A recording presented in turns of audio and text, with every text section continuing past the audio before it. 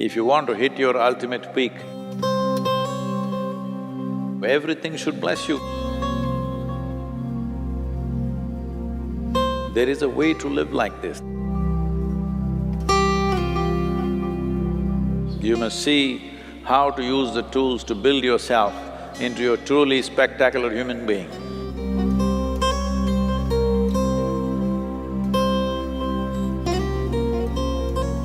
So, these 7 months in many ways was structured to break the familiar and step into the unfamiliar willingly. Well, some of you very willingly, some of you little pushing and some of you hard pushing, but you've done wonderful. So it's been wonderful to have you here. A whole lot of people are saying sadhanapada people are really wonderful. That's nice.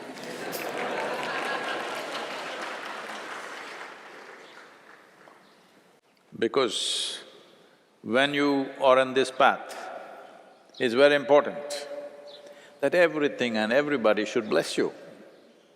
If you walk on the ground, the earth should bless you, may this being grow, because you will need everything.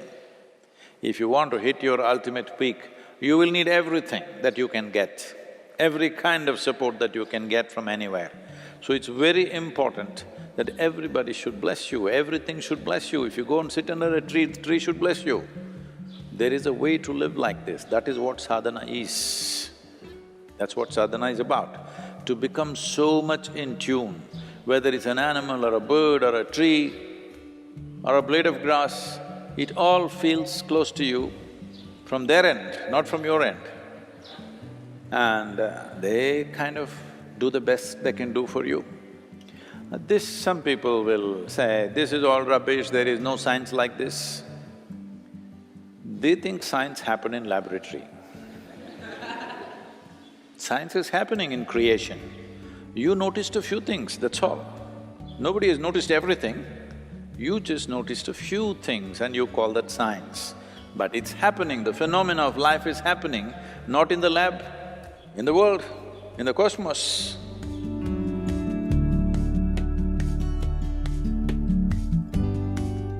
So, to create a conducive atmosphere was the main focus of this culture always, that a spiritual person means immediately, he's supported in this culture. Like you have seen some of the panels in the Janalinga, you've seen those panels of the sages and siddhars of Tamil Nadu. One of them is representing this. If somebody has any symbol of being spiritual, then even if it threatens your life, you don't defend yourself to that extent. Even if people didn't have food to eat for themselves or their children, if they saw a person on the spiritual path, they first offered to him because they felt he's putting his life to better use than ourselves. That kind of atmosphere we need to create in the culture. It is not that today we have to go, we have to depend on people for food, we have other ways of doing things. I was at the economic forum, so everybody's busy meeting to meeting, we're all running from meeting to meeting, it's like 5 days of madness. But everywhere there are a few coffee counters and like snack kind of breakfast counters which is all kept there, people can go pick it up and eat anytime because there's no time to go for lunch, dinner, anything, we're just on throughout the day. I see… I'm not making a statement on… a racist statement on anybody, but I was just observing. Most people just come like this, all suited, booted people, they come like this and they pick up what they want. They don't like it, they just leave it there, put it in the bin, walk away. Indian people, little standing back and slowly going. The Japanese people, all, top executives and things like that, these are not somebody who do not know how to move around.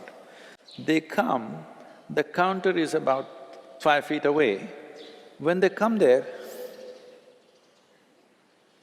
they pick it like this, bending down. I just observed repeatedly I thought, this is fantastic, you know, that they're not even receiving it from somebody, it is just kept there.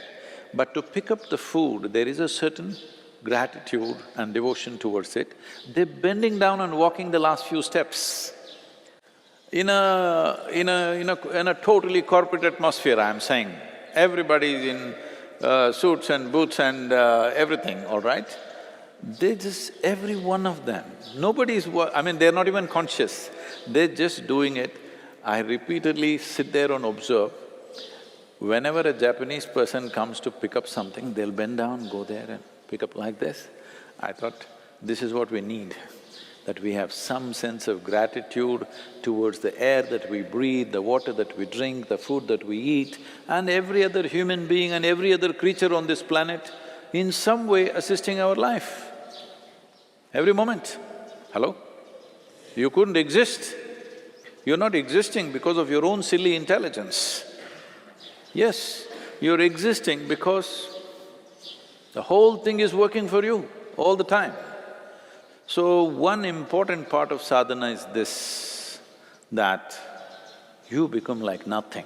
If you can't become nothing, at least become smaller than everybody else in the universe. Hello? It's very important. When your personality becomes small, your presence becomes very big.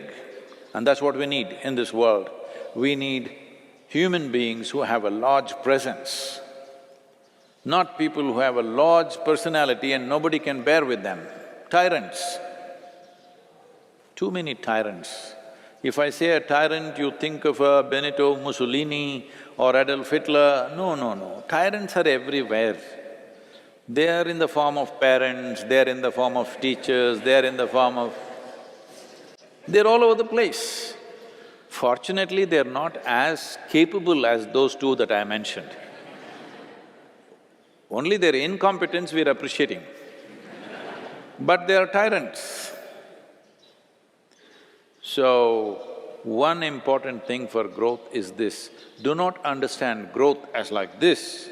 Growth is to become like thin air, that your presence is strong, but your personality is like nothing. Do you fit into anything?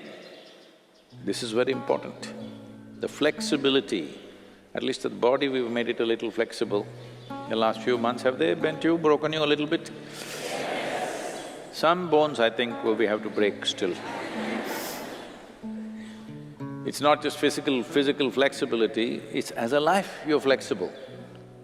If you want to do something in this world, you must be able to fit into any situation and transform that. If you don't fit in, you cannot transform. That's what it is.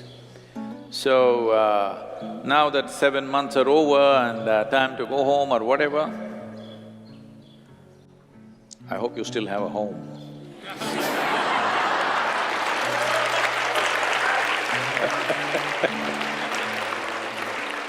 No, you know, I've lived long enough. In 7 months, a lot of things can change.